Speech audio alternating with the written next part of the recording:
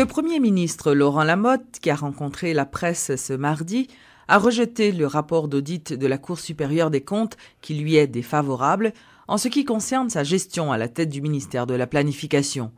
Dans ce document, la CSCCA exige que l'ex-chef du gouvernement justifie la dépense de plus de 3 milliards de gourdes décaissées après le passage de l'ouragan Sandy sur Haïti. Laurent Lamotte, qui affirme avoir fait bonne gestion des fonds de l'État, dénonce un complot politique visant à salir son image en raison de sa candidature à la présidence du pays. Un rapport sur le ministère des Affaires étrangères, un rapport sur primature, un rapport sur le ministère de la Planification. Deux rapports, ça le ministère des Affaires étrangères avec primature, qui est même correct, sans problème. Yo met un rapport de planification, côté que moi gagné de sérieuses réserves sur ça yo mettez en dans rapport. Là nous fait toute analyse nous de ça nous dans le rapport. Mais nous-mêmes nous croyons dans l'institution. Nous croyons dans le renforcement de l'institution. Et nous croyons dans le Cour supérieure des comptes, nous croyons dans l'institution que le Parlement. Nous croyons que l'on fait tout calcul. Parce que nous comprenons que le rapport ça, il y a une implication politique.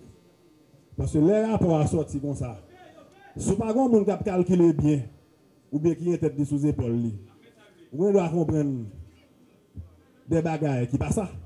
Donc nous-mêmes, nous disons que son budget de plus de 28 milliards de gouttes que le ministère de la Planification lui-même, il était gagné en main, que le tape géré. Parce que le ministère de la Planification, c'est un ministère transversal que lié. Ça veut dire qu'il est connecté avec tout l'autre ministère. Parce que pour nous-mêmes, tous les trois rapports sont positifs. Laurent Lamotte n'a fait personne injustice. En 31 mois, Laurent Lamotte n'a pas attaqué personne.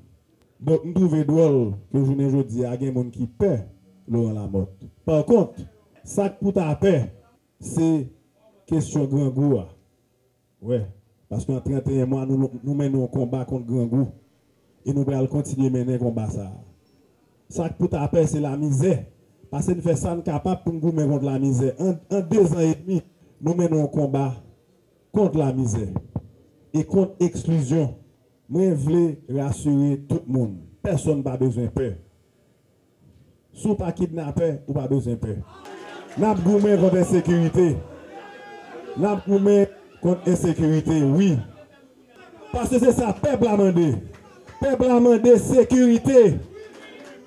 Et c'est ça nous avons. C'est pour ça que nous renforçons la police. Là. Bon, gros coup de chapeau pour tout policier.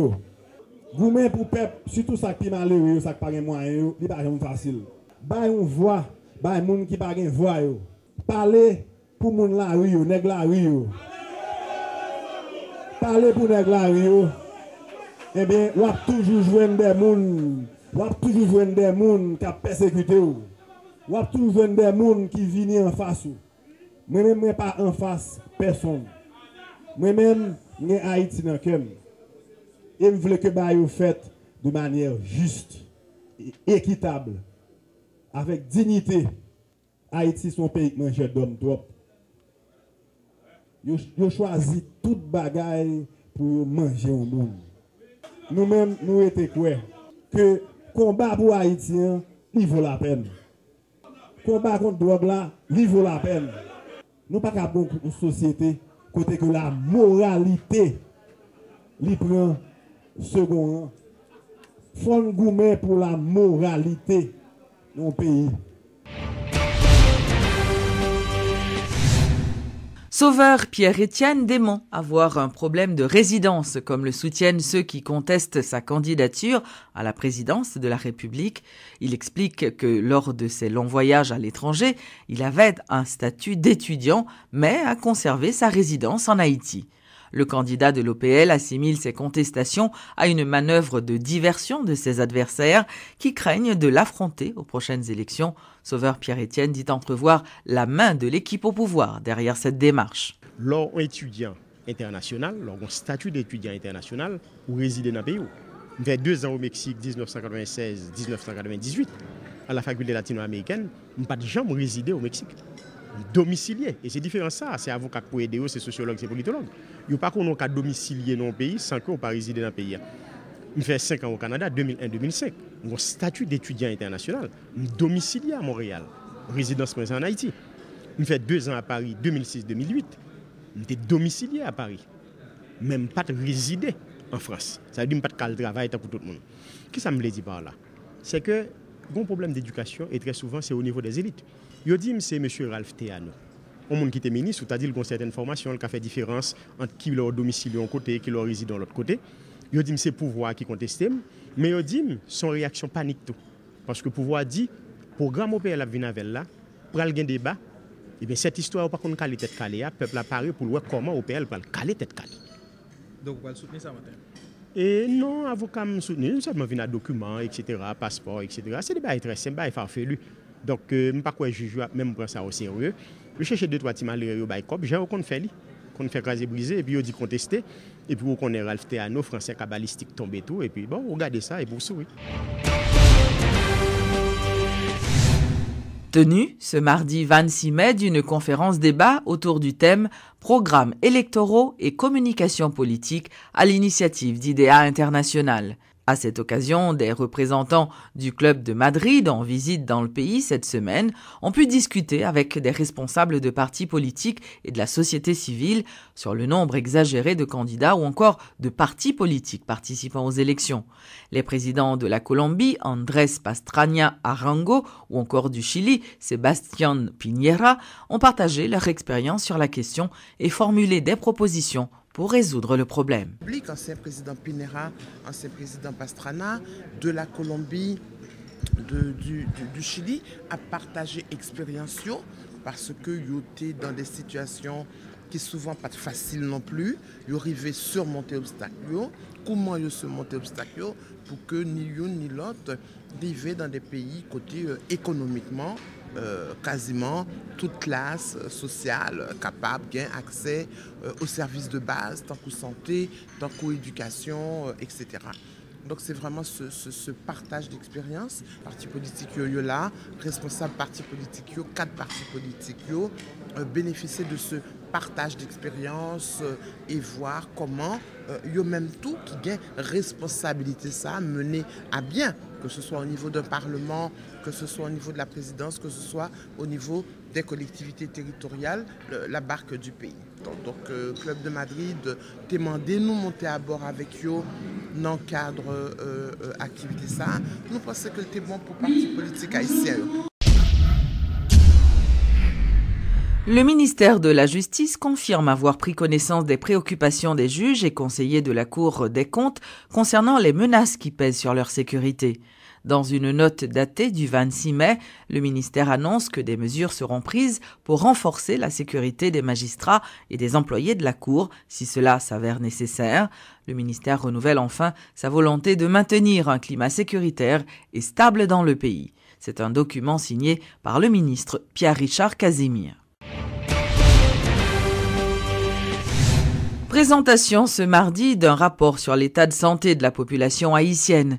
Cette étude, réalisée en 2014, révèle que de plus en plus d'Haïtiens souffrent de diabète et d'hypertension. Ce document montre aussi une rupture dans certaines pratiques, car désormais, la majorité des femmes accouchent à l'hôpital.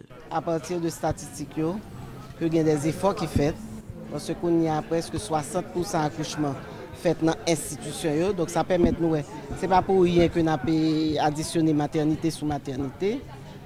C'est pas pour rien tout que nous faisons l'école de sage-femme, c'est pas pour rien que nous avons adopté l'approche santé femme par femme, donc il permet aux femmes de se sentir plus confortable.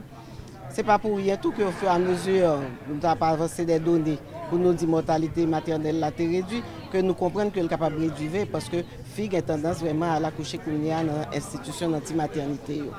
Donc pour comme si changer comportement, changer manière de penser, que l'on fait un bagage, le bon vraiment communauté que tu vas faire la fête pour sentir, tout ne pas sentir li beaucoup bon, ou beaucoup arriver côté pour arriver. Donc c'est ça nous dit que certainement il y a des résultats, mais il y a pile quoi il faut pour faire donner ça que nous publions permettre nous tout capable d'aller côté bailleur pour nous faire plaidoyer, pour nous gagner plus de ressources, pour nous capables, même au point de vue trésor public, pour nous dire mais qui ça nous fait? Si nous sommes capables de joindre l'argent, investir dans la santé parce que ce sont bons routes. Le ministère du Commerce a organisé ce mardi un atelier de travail sur les infrastructures de qualité et le secteur agricole en collaboration avec d'autres partenaires locaux et internationaux. L'objectif de cette activité était de réfléchir sur les besoins du secteur en matière de qualité des produits afin de faciliter les échanges commerciaux avec d'autres pays. La lutte pour la consommation de produits de qualité se poursuit. Le gouvernement, de son côté, multiplie ses actions en vue de faire respecter les normes. Mais pour y parvenir, faudrait-il que les infrastructures de qualité soient mises en place, de l'avis de Michel Poultre, directrice du Bureau haïtien de normalisation au ministère du Commerce. Nous connaissons des faiblesses dans le domaine ça. Tout comme nous connaissons des faiblesses au niveau de structures qui pour encadrer, pour améliorer la qualité. C'est peut-être ça qu'on essayer ensemble pour nous voir comment on a fait pour nous renforcer tout ça. D'où l'importance de cet atelier, une activité d'une journée au cours de laquelle les ministères du Commerce et de l'Agriculture ainsi que leurs partenaires locaux et internationaux ont discuté sur les besoins notamment du secteur agricole en matière de qualité. Sans le respect des normes, pas d'échanges commerciaux. Vu sous cet angle, le ministère du Commerce ne veut pas rester inactif, a pour sa part fait remarquer le ministre Jude RVD. Donc c'est une mise en évidence de l'effort que nous avons fait pour nous satisfaire trois besoins. Protection consommateur, nous, assurer que la production la caille nous en conformité avec ça que nous requérit pour chaque secteur que nous travaillons et satisfaction conditions ça va permettre que nous attaquer des marchés externes. Une dynamique vivement encouragée par le ministère de l'Agriculture. D'autant plus que pas plus tard que le week-end écoulé, le document de l'unité de protection sanitaire a été validé. Frisner Dorsin fait le point. Cette unité qui doit normalement travailler en étroite collaboration avec le ministère du Commerce et de l'Industrie, en particulier en liaison directe avec le Bureau haïtien de normalisation, devrait permettre à l'État et en particulier au secteur agricole de faire le pas de la qualité. Le pas de vendre, que ce soit dans nos supermarchés, que ce soit dans nos restaurants, que ce soit dans nos hôtels, des produits certifiés qualité. Des défis que les ministères du Commerce et de l'Agriculture entendent relever pour le bien du pays et pour celui d'éventuels clients étrangers.